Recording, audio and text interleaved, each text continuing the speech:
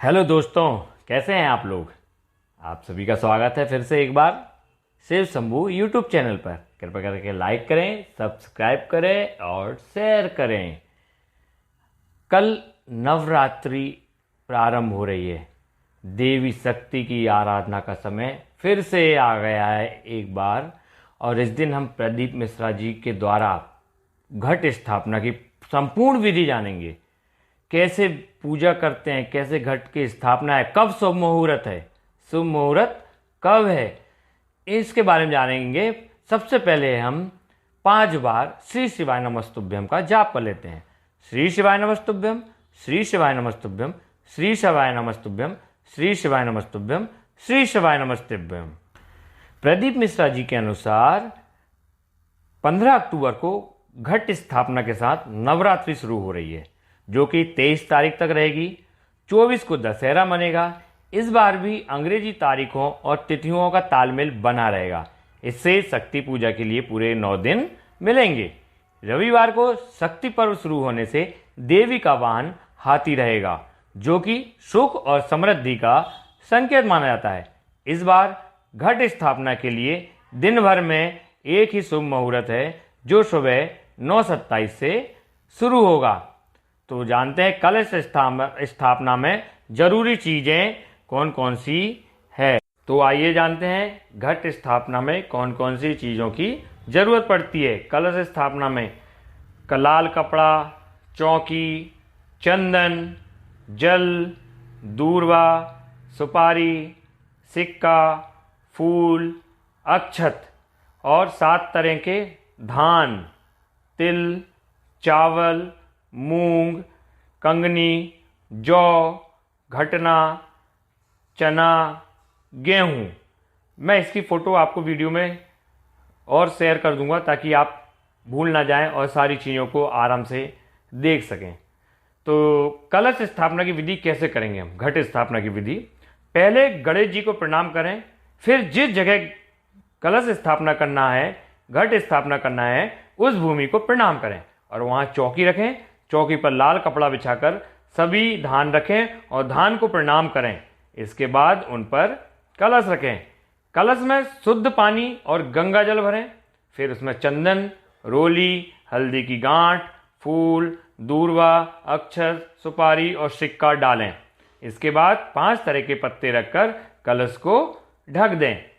कलश स्थापना करते वक्त ओम एम हीम क्लीम चामुंडाय विच्चे मंत्र बोलें। जब कलश रखें, स्थापना करें, जब ये मंत्र बोल दें।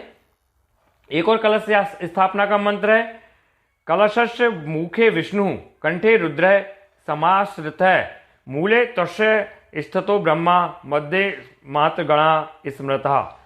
इसका अर्थ यह है कि कलश के मुख में विष्णु जी, कंठ में रुद्र, मूल में ब्रह्मा और कलश के मध्य में सभी मात्र शक्तियां निवास करती है। इस मंत्र में सारे शक्ति सभी भगवान का दिया गया है। अब इस कलश स्थापना क्यों करते हैं, चलो जानते हैं। कलश स्थापना का अर्थ है नवरात्रि के वक्त ब्रह्मांड में मौजूद शक्ति तत्व का घट यानी कलश में आह्वान करता है। शक्ति तत्व के कारण घर की नकारात्मक ऊर्जा खत्म हो जाती है। नवरात्रि के पहले दिन पूजा की शुरुआत दुर्गा पूजा के लिए संकल्प लेकर ईशान कोण में कलश स्थापना की जाती है। मतलब ईशान कोण में आपको कलश की स्थापना करना चाहिए। नवरात्रि में स्थापित कलश नकारात्मक ऊर्जा खत्म कर देता है। इसमें घर में शांति रहती है। जैसे ही हम नवरात्रि में हम कलश की स्थापना करेंगे तो उससे शांति मिलती है। कलश को सुख और समृद्धि देने वाला माना गया है। घर में रखा कलश माहौल भक्ति में बनाता है। इससे पूजा में एकाग्रता बढ़ती है। घर में बीमारियां हो तो नारियल का कलश उसको दूर करने में मदद करता है।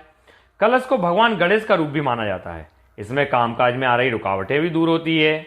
तो ये सारे कलश को क्यों स्थापना की जाती है, ये सारे नियम दिए हैं।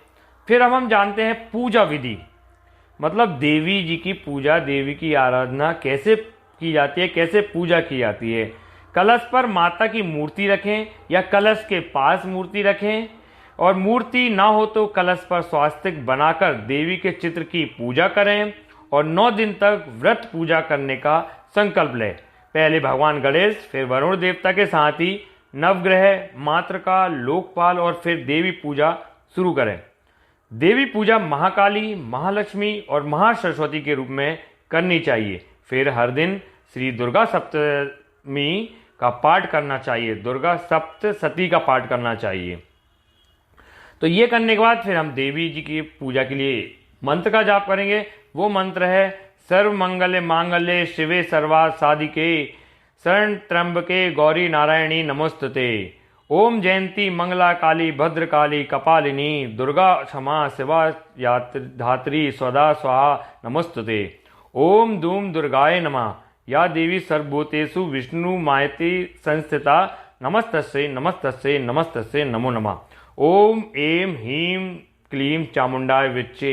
ये मंत्र का जाप करें देवी की पूजा के लिए, देवी जी के घट स्थापना करते समय। नवरात्रि के व्रत उपवास में हमें किन किन बातों का ध्यान रखना चाहिए? जब हम 9 दिन का उपवास रख रहे हैं, कल से हम जो नवरात्र स्टार्ट हो रहा है, शुरू हो रहा है, उस दिन से हमें किन किन बातों का ध्यान रखना चाहिए? पंडित प्रदीप मिश्रा जी बताते हैं। नवरात्रि में ऐसे तो 9 दिनों तक बिना अन्न खाए सिर्फ फल खाकर उपवास करने का विधान है, लेकिन इतने कठिन नियम पालन नहीं हो सकते, तो दूध और फलों का रस पीकर भी व्रत किया जा सकता है। इतना भी ना किया जा सके तो एक वक्त खाना खाकर व्रत कर सकते हैं, या पूरे 9 दिनों तक बिना नमक का भोजन करने का भी नियम ले सकते हैं।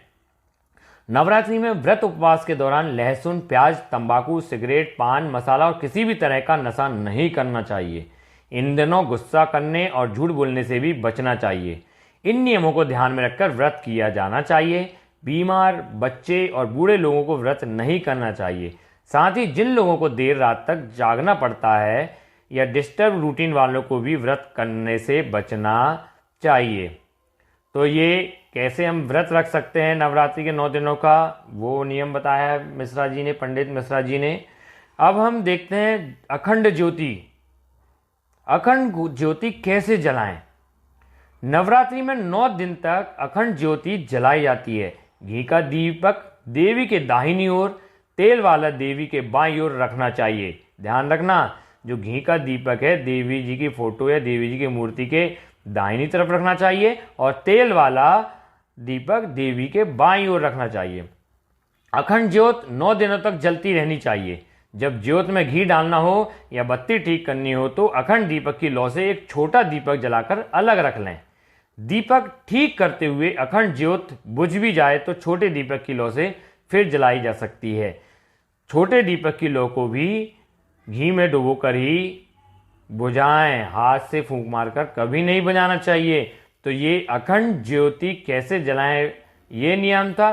तो ये हमने पूरी संपूर्ण विधि, घट स्थापना, देवी पूजन, घट मंत्र, देवी पूजन मंत्र, कैसे जलाएं अखंड ज्योति, ये सारे हमने नियम विधि आपको मंत्र बताए हैं।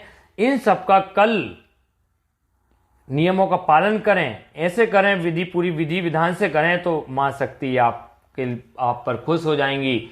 आप पर शक्ति, आपको शक्ति मिलेगी, आपको सुख संपत्ति धन संपदा मिलेगी। तो ऐसा ये नियम करें। श्री शिवाय नमस्तुभ्यम। ओम नमः शिवाय, ओम नमः शिवाय, ओम नमः शिवाय।